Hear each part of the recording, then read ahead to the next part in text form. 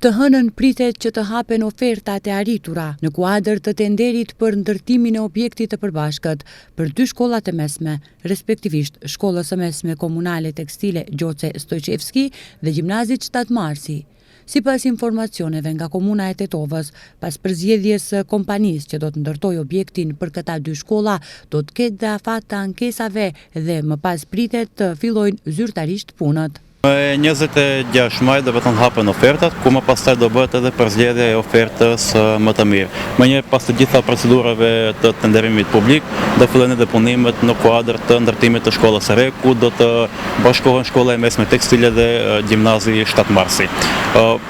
Në bazë të dinamikës të cilët parashihet, brenda muajit qershor eventualisht korrik do fillojë ndërtimi i shkollës së re. Ndryshe, objekti i Shkollës së Mesme Komunale të Tekstilit është ndërtuar në vitet e 50-ta, ndërsa me kalimin e kohës, objekti as pak nuk ka plotësuar nevojat për zhvillimin normal të procesit edukativo-arsimor. Disa herë ka pasur ndërhyrje vetëm në aspektin e mirëmbajtjes së këtij objekti, por rikonstruim të gjerë nuk është bërë. Duke pasur parasysh se në këtë shkollë funksionojnë dhe shumë kabinete për lëndë profesionale, ishte nevojë e kohës që të ketë një objekt të ri për këtë shkollë. Objekti do të kushtojë rreth 5 milion euro.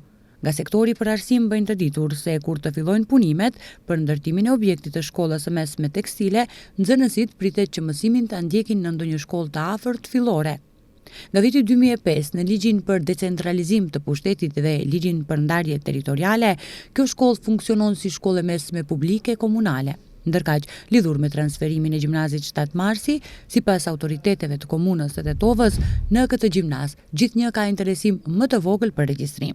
Një ndër arsyet kryesore të rënjes së numrit të nxënësve është edhe largësia e objektit nga qyteti, pasi njëjti ndodhet në një lagje periferike, respektivisht në lagjen Drenovec, ku ndodhet dhe shkolla fillore Migjeni. Ndryshimi i lokacionit apo ndërtimi i objektit në një vend me Shkollën e Mesme Tekstile shihet si një zgjidhje për të tërhequr më shumë nxënës në këtë gjimnaz.